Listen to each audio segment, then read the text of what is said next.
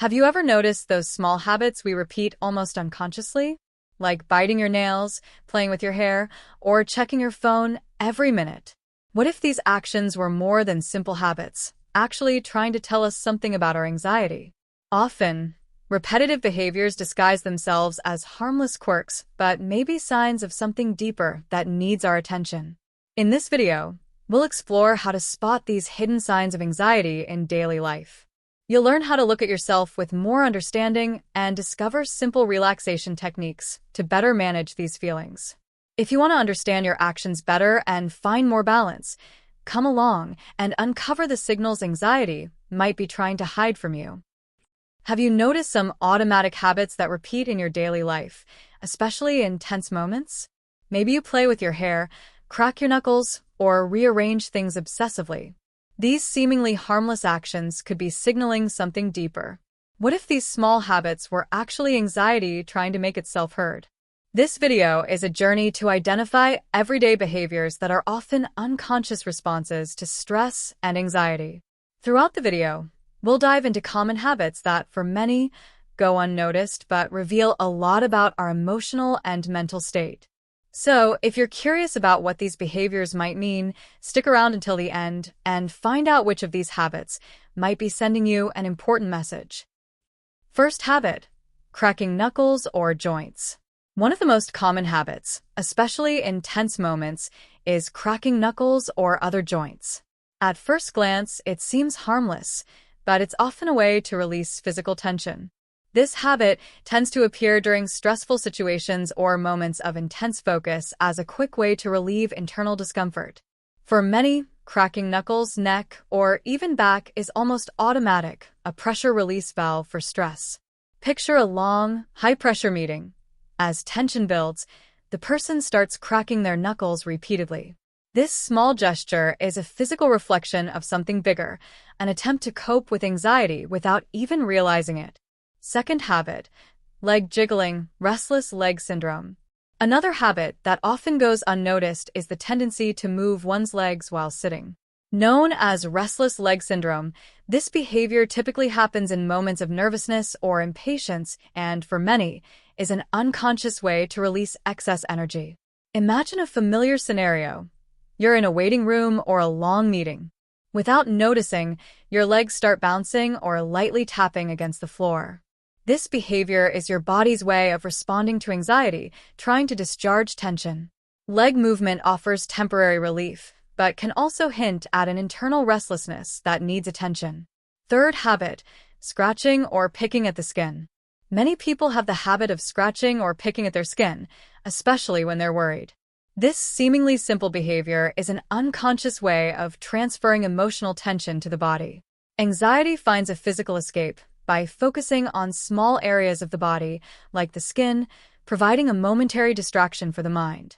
Picture a stressful situation. You're worried about a deadline or an important conversation.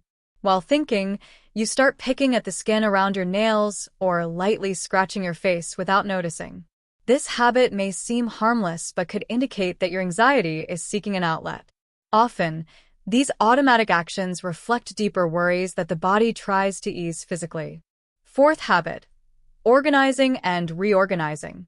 For some, the habit of organizing and rearranging items is a way to try and handle anxiety. When we reorganize things, whether it's our desk, books on a shelf, or even the apps on our phone, we're seeking a sense of control. This behavior provides temporary security amid uncertainties or worries. Imagine a stressful workday. Faced with a tough problem, you start aligning items on your desk, organizing papers, or even rearranging your phone apps. This urge to reorganize is an attempt to order the internal chaos. This behavior reveals a search for balance, however brief, and may point to a deeper need for emotional security. Fifth habit: checking the door lock or gas stove. Constantly checking if the door is locked or the stove is turned off is another common habit that can be tied to anxiety. This behavior arises from the need to ensure everything is secure, providing momentary relief from persistent worries. For many, this repeated checking is an attempt to control a sense of insecurity. Picture yourself leaving home for an appointment. After locking the door, doubt creeps in. Did I really lock it? You go back to check, maybe more than once.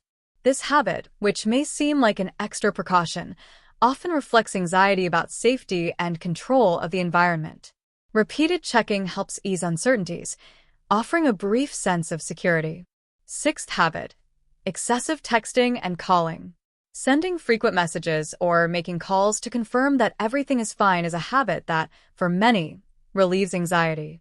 This need for constant contact with friends, family, or coworkers may indicate a search for control and security, reducing uncertainty and worry.